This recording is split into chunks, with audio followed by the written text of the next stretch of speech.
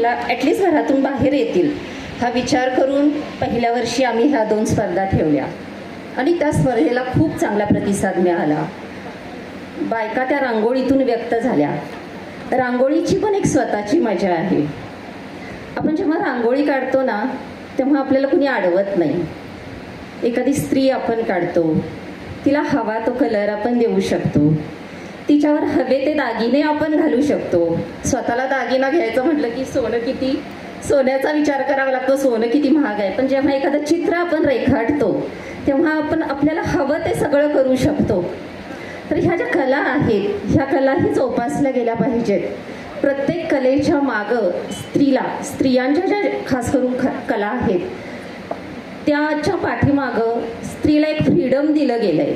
अगदी पोपट तुम्ही लाल जरी काढला तरी तुम्हाला कोणी विचारणार नाही की लाल पोपट तुम्ही का काढलाय म्हणून. सो जे आपल्याला रोजच्या जीवनात एक बंधन असतं त्या बंधनातून सकाळची जी आपली रांगोळी असते ती आपल्याला मुक्त करते असं मला वाटतं. जेव्हा आम्ही अशा छोट्या मोठ्या स्पर्धा घ्यायला लागलो तेव्हा महिला एकत्र यायला लागल्या, महिला कुजबूज करायला लागल्या, महिला डिस्कशन करायला लागल्या, महिला गप्पा मारायला लागल्या आणि हळूहळू मग त्या म्हणायला लागल्या की आता काहीतरी वेगळं करायचं आहे, आता अजून काहीतरी मोठं करायचं आहे. मग असा विचार करून ह्यांना काय प्लॅटफॉर्म देता येईल असा विचार करताना मी एक महिला उद्योग ग्रुप असा एक आम्ही सगळ्यांनी स्थापन केला. त्यामध्ये त्यांना सांगितलं की यामध्ये फक्त आणि फक्त या व्हॉट्सअप ग्रुपवर उद्योगाचेच मेसेज टाकायचे आणि तुम्हाला जे पण काही येतंय, भले तुम्हाला शिवणकाम येतंय, तुम्हाला भरतकाम येतंय, तुम्हाला डबे बनवता येतात, तुम्हाला उन्हाळी काम करता येतंय, ब्लाऊज चांगले तुम्ही शिवता, घरगुती तूप असेल तुमच्याकडं, अगदी तुमच्या शेतातली आलेली ताजी कोथिंबीर असेल तरी तुम्ही ती या ग्रुपवर टाका. आणि खरोखर सुरुवातीला 10-15 लेडीज होत्या, त्यांनी टाकायला सुरुवात केली. ग्रुप 5-50 महिलांचाच होता सुरुवातीला. आमच्याकडे व्हॉट्सअप पण नव्हतं तेव्हा महिलांकडे. तर इतर महिला बघायला लागल्या, हळूहळू ऑर्डरही द्यायला लागल्या, परत ते रिव्ह्यूज यायला लागले की आज माझ्याकडून मी ह्यांचे लाडू घेतले, लाडू खूप चविष्ट होते, टाळ्या यायला लागल्या. हे वातावरण एवढं ग्रुपमधलं सुंदर झालं की ती आमची एक चालती बोलती बाजारपेठच तयार झाली हक्काची. आणि तिथं फक्त कौतुक होतं.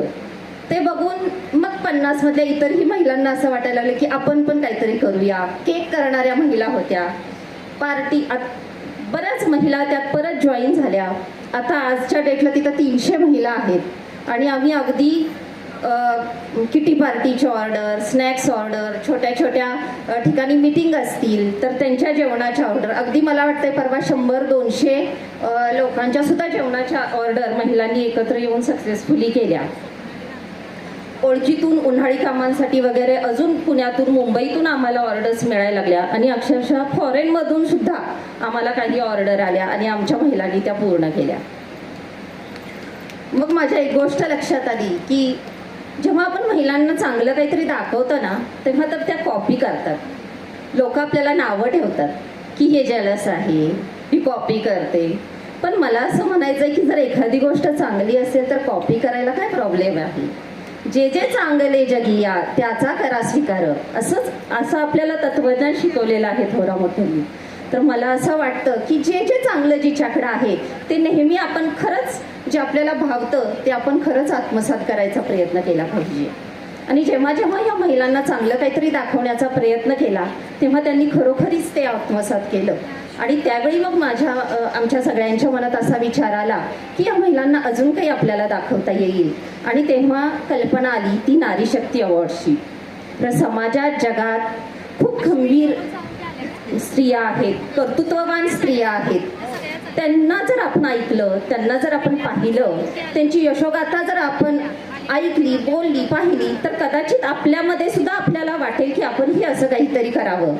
ह्या हिशोबाने खरं तर थोडासा स्वार्थ आणि थोडंसं कौतुक या दोन्हीचा संगम साधून आम्ही नारी शक्ती अवॉर्ड सुरू करायचं ठरवलं.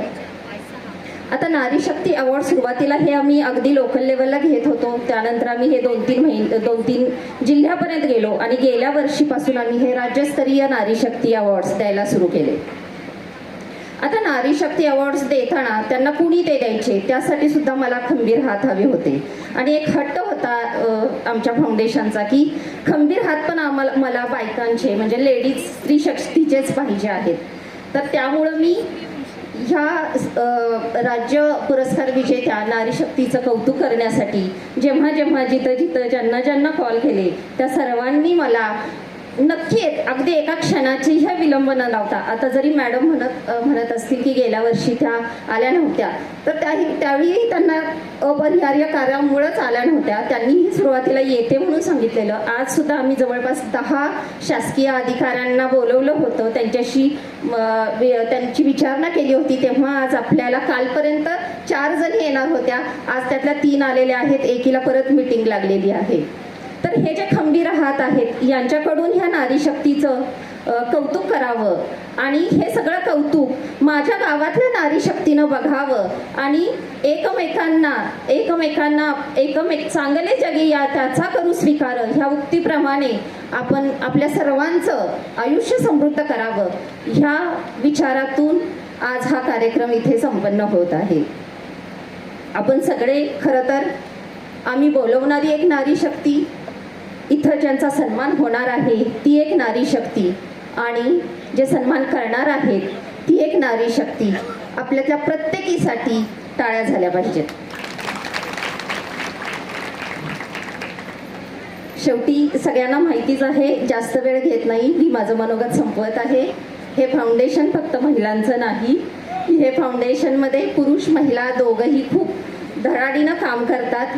तरीही फाउंडेशनच्या सर्व सदस्यांनी आम्हाला एवढं मोठं व्यासपीठ आज इथं उपलब्ध करून दिलं, म्हणून आम्ही फाउंडेशनच्या महिला सर्व सदस्यांचे आभार मानतो. आणि इथून पुढे होणारा जो कार्यक्रम आहे, ज्या पद्धतीनं मी सांगितलं की फक्त महिला हा कार्यक्रम सादर करणार आहेत, इथून पुढचा इव्हन नारी शक्ती अवॉर्डचं अनाउन्सिंग सुद्धा इथं येऊन महिला करतील. त्या आजपर्यंत कधी स्टेजवर आलेल्या नाहीत, त्या कधीही स्टेजवर बोललेल्या नाहीत. तर थोडं काही इकडं तिकडं झालं तर आपण सगळ्यांनी सांभाळून घ्यावं अशी अपेक्षा व्यक्त करते आणि माझा अध्यक्षीय मनोगत संपवते. जय हिंद, जय भारत.